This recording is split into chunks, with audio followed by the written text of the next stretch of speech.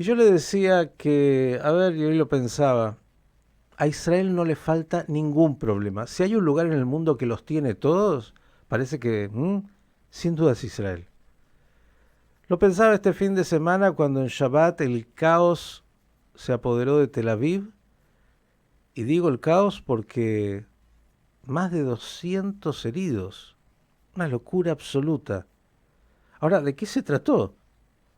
Bueno, de un grupo a favor del gobierno de Eritrea y otro en contra. No, no, pero ¿de qué se trata? De eritreos. ¿Usted sabe quiénes son los eritreos? Se lo voy a decir así. Eritrea es un país que se independizó de Etiopía en el año 1993, que tiene, ¿sí?, en el noroeste, límite con Sudán, al sur con Etiopía y con Djibouti, ¿sí?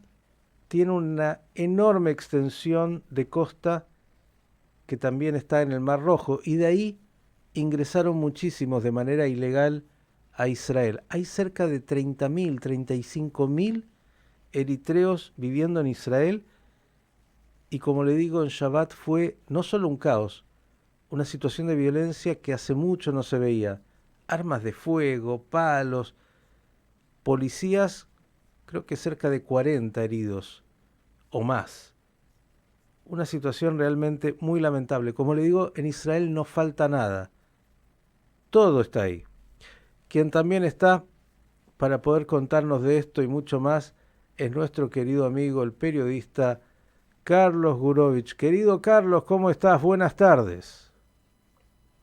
Hola Miki, buenos días para vos y para toda la audiencia de Radio High. Y sí, tuvimos una batalla campal este fin de semana en Tel Aviv, que como vos bien decís, no nos alcanza con nuestros propios tzures, nos han importado los de Eritrea. Pero hay que agregar a lo que vos decís una pregunta, es ¿qué hacen todos estos miles de eritreos aquí en Israel? Porque, ok, ellos entre ellos podrán discutir, tendrán sus diferencias, podrán hasta causar daño en Tel Aviv, pero la pregunta es, ¿qué hacen en Israel? Y la pregunta comienza hace 10, 15 años atrás, cuando se produce la independencia de Eritrea de Etiopía. eh, los eritreos comienzan a llegar a Israel en esa época. La frontera sur de Israel con Egipto era, qué sé yo, una reja como las que hay cuando vas a Mar del Plata y ves, viste, que de la ruta para que las vacas no se metan en la ruta, un poco alambre de púa. ¿Por qué? Porque Israel tiene un acuerdo de paz con Egipto que tiene fuerzas, soldados que lo sostienen, pero esa frontera tiene casi 500 kilómetros de largo y es muy difícil estar cuidándola en todos los rincones. Y el punto es, ¿qué clase de estatus tienen estos eritreos en Israel? Cuando no solamente llegaban eritreos, llegaban de Sudán, de otros lugares. La pregunta son, ¿refugiados? ¿Son los que piden asilo político? ¿O son mano de obra barata que, estando en Israel, buscan trabajo? Los trabajos que ya sabemos el israelí promedio no quiere hacer: lavar platos, lavar casas, trabajar en la construcción, etcétera, etcétera, temas que son mundialmente conocidos. Entonces, eh, a principios de los años 2010, 2011, cuando llegaban e ingresaban casi 5.000 por día a Israel, y no son Olim Hadashim, nuevos inmigrantes, porque el inmigrante judío puede venir de cualquier lugar del mundo, pero tiene algo en común con el país, su tradición, su historia, puede ser más ortodoxo, menos ortodoxo, pero dentro de lo que es el mundo judío, todos categorizamos porque tenemos algo en común. Pero los eritreos, en este caso, no tienen nada en común con los israelíes. Ahora bien, el Estado se planteaba dos dificultades a resolver. Una, pueblo judío que fue perseguido durante tantos, 2 milenios, digamos, no debe dar albergue y una opción de mejor calidad de vida para aquel que se está escapando de un país donde lo persiguen y quizás termine muerto? Es una buena pregunta. Por otro lado, ¿Israel está capacitada para recibir 50.000 eritreos que llegan a Israel aduciendo ser perseguidos y darles asilo político, o simplemente una vez que se enteraron que aquí pueden ganar un buen salario y mandarlo por las agencias estas que transmiten dinero de un país a otro y sostener a las familias, los tienes que atender y dar casa y dar servicio médico, y etcétera, etcétera, que son los dilemas que se plantean todos los países que reciben inmigrantes en cantidades industriales. Una buena pregunta. En ese momento, lo que se hizo fue, para aquellos que estaban en estado dudoso, porque es muy complicado determinar si sos refugiado, si sos, pedís asilo político, si sos un buscador de trabajo, se creó en medio del Negev una especie de asentamiento que ellos llamaban cárcel, pero en realidad no estaban obligados a vivir encerrados ahí, pero sí a demurar ahí, o sea, a tener que vivir en ese espacio. Lo llamó una decisión de la Corte Suprema, que era no echarlos, sino negociar una salida a un tercer país, en este caso iba a ser Ruanda, que los iba a recibir. Y finalmente la Corte Suprema dictaminó que no es obligatorio expulsarlos, sino que tiene que ser por propia voluntad. Por lo tanto, de los 50.000 que habían quedado 30.000, que a su vez lo que ocurrió este sábado era que la embajada eritrea en Tel Aviv iba a hacer un festejo, creo que era por el Día de la Independencia o algo por el estilo, y fuerzas antagónicas de los que están a favor de los festejos y los que se oponen terminaron destruyendo Tel Aviv. Y hoy por hoy se vuelve a plantear todo este tema y veremos qué es lo que resuelve este gobierno, si sostiene la permanencia de la mayoría de estos ciudadanos ahora eritreos en Israel, o si tomará o retomará las decisiones de la Corte Suprema de volver a negociar con terceros países para que encuentren quizás un mejor lugar. Porque hay que decir que mientras tengan ese tipo de actitudes, la sociedad israelí no lo va a tolerar de acá en adelante. Eso es claro. Carlos, la mayor parte continúa en el Negev porque cuando uno visita Israel en general, bueno, ve de todo, pero no sé si uno puede notar esa presencia tan masiva de eritreos. No, bueno, el tema es que ese lugar fue cerrado y la mayoría de la población eritrea hoy está en lo que se considera en la zona sur de Tel Aviv. Ujú. Quien conoce Tel Aviv, donde está la actual estación terminal de autobuses, que hay que decir que fue un gran proyecto construido en los años 80, un edificio enorme de casi 50.000 metros cuadrados, de 6 pisos, para interconectar toda la ciudad de Israel, que ha sido declarado formalmente que va a ser demolido, donde se van a construir rascacielos, y el problema es que todavía no el problema es que todavía no han encontrado un lugar para reemplazarlo esto.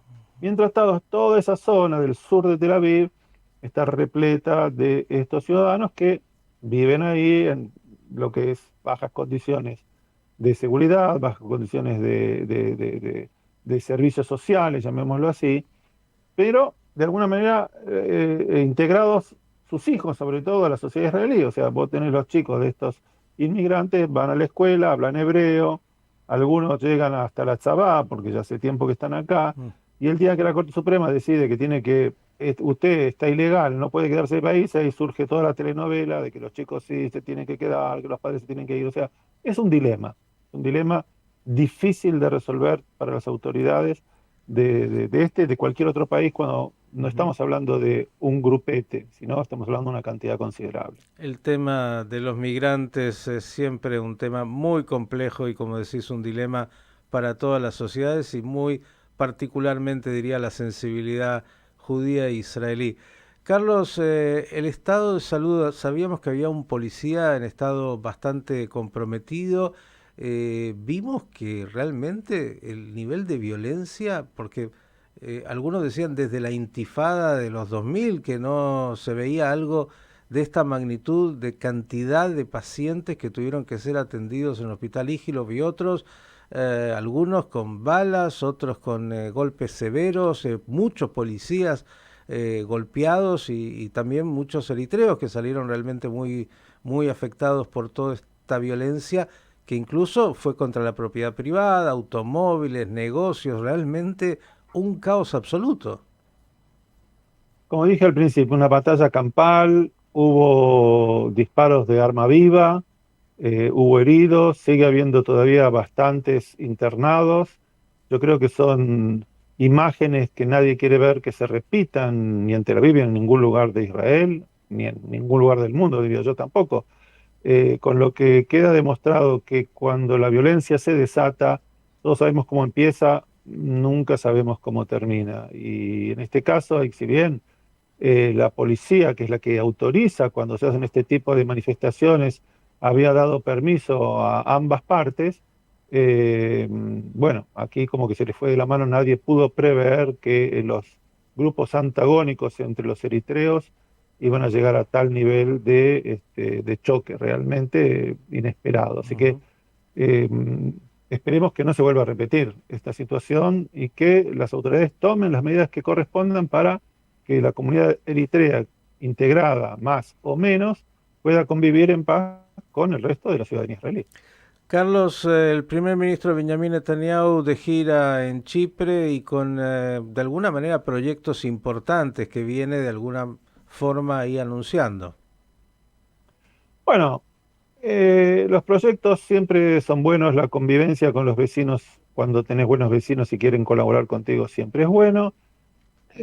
Como en todos lados se cuestiona la necesidad de estos viajes en estos días donde la ciudadanía israelí está candente y expectante respecto a los procesos que se acercan, sobre todo, como hablamos el viernes, frente a la Corte Suprema. Si permitís, voy a tratar de hacer un paneo de qué es lo que se nos viene en ese rubro, que es mucho más importante que los viajes de Netanyahu a Chipre. Y voy a empezar por lo siguiente. Mira, el 12 de septiembre, lo leo acá porque son tantos, viste, que de memoria no me los puedo acordar.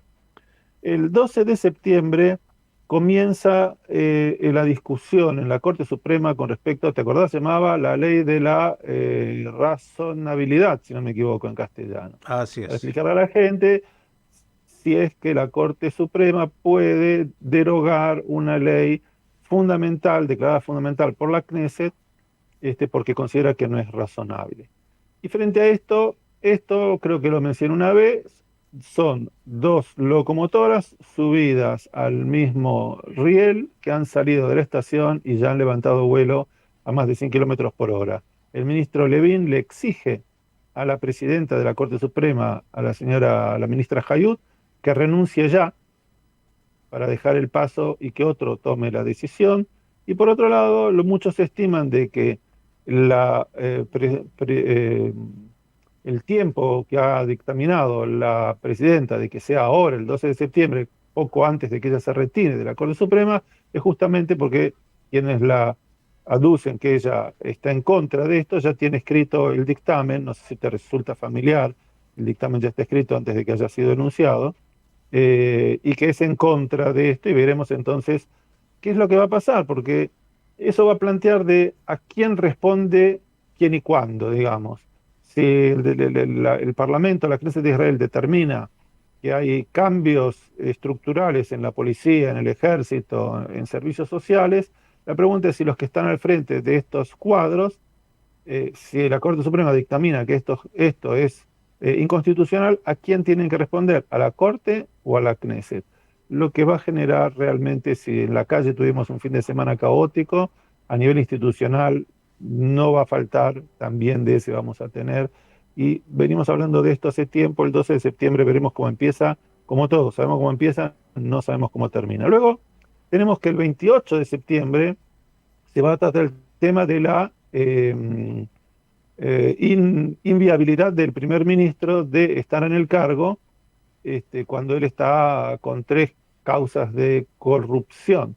Si él puede intervenir o no en determinados temas que afectan a las causas, que también es otro tren, ¿viste? Uno salió en Constitución, pero este sale de retiro, me parece. También son dos causas que van a chocar de frente. Luego tenemos finalmente una causa que se va a tratar el 7 de septiembre, o sea, este jueves, si no me equivoco, que es el llamado a la constitución de lo que se llama la mesa judicial, donde se deciden los jueces, eh, donde el ministro de Justicia de Israel se opone a convocarla.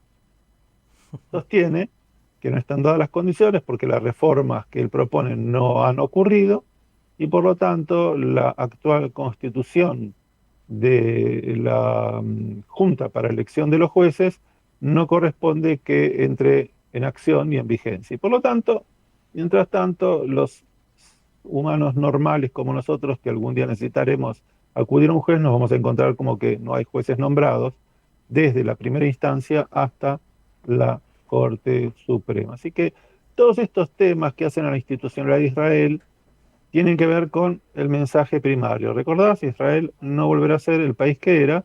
Y todo esto, todo este ambiente se ve opacado porque al mismo tiempo tenemos a nuestros vecinos, los palestinos, que siguen sin reconocer el Estado y la existencia del Estado de Israel como Estado judío, que siguen atacándonos, o sea, los atentados no han cesado, más el tema del circuito virtuoso que venimos hablando siempre, de que si Israel tiene que responder o no a un ataque simultáneo. Todo esto cuando entramos en la semana en donde se comienza ya a recordar los acuerdos de Oslo que intentaron de alguna manera dar una respuesta a todo esto, cosa que, como dije el viernes y repito ahora, ambas partes no han llevado hasta sus últimas consecuencias, que era crear un Estado palestino y un Estado de Israel que viven uno al lado del otro y se han quedado a mitad de camino con todos los problemas que esto tiene. Así que así comenzamos la semana y veremos hacia dónde vamos. Veremos. Suena todo lo que dijiste, marcando las fechas, a que los Yamim Noraim están muy cerca, los días difíciles y complejos para el Estado de Israel institucional.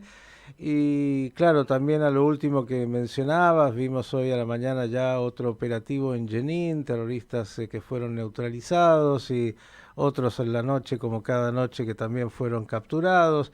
Digo, la tarea enorme que hacen las Fuerzas de Defensa de Israel permanentemente para tratar de darle seguridad a su población a pesar de lo que es ese hostigamiento permanente. Y dije Yamim Noraim, a pesar de todo, quiero creer que de alguna manera también en el inicio de esta semana ya algunos empiezan a darse cuenta que Rosh Hashanah está ahí a la vuelta de la esquina, ¿no?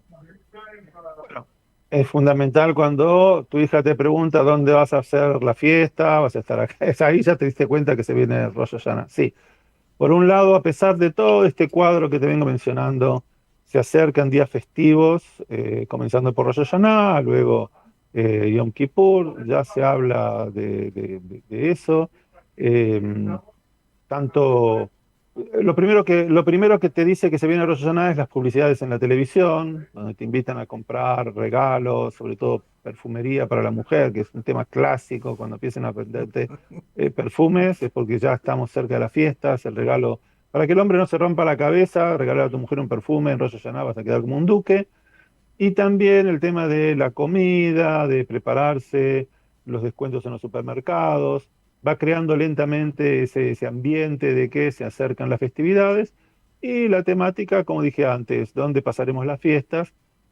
Por suerte la fiesta lo suficientemente te permite pasar un día con un hijo, otro día con otro, con una familia, con la otra, y prepararse en los Yemim Noraim para hacer un poco de reflexiones y llegar a Yom Kippur y ahí reflexionar un poco con más profundidad acerca de nuestra presencia, nuestra existencia y, por qué no, también de nuestro futuro.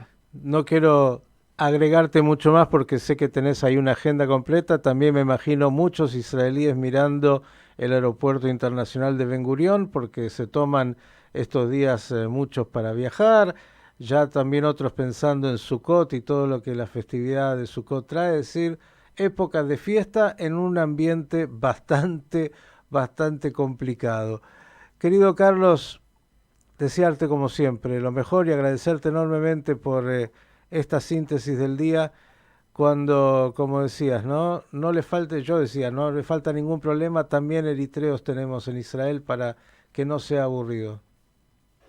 Tenemos un podituto, como diría mi abuelita, y nos vamos a arreglar con lo que tenemos, saldremos adelante. Un abrazo grande y buenas noticias.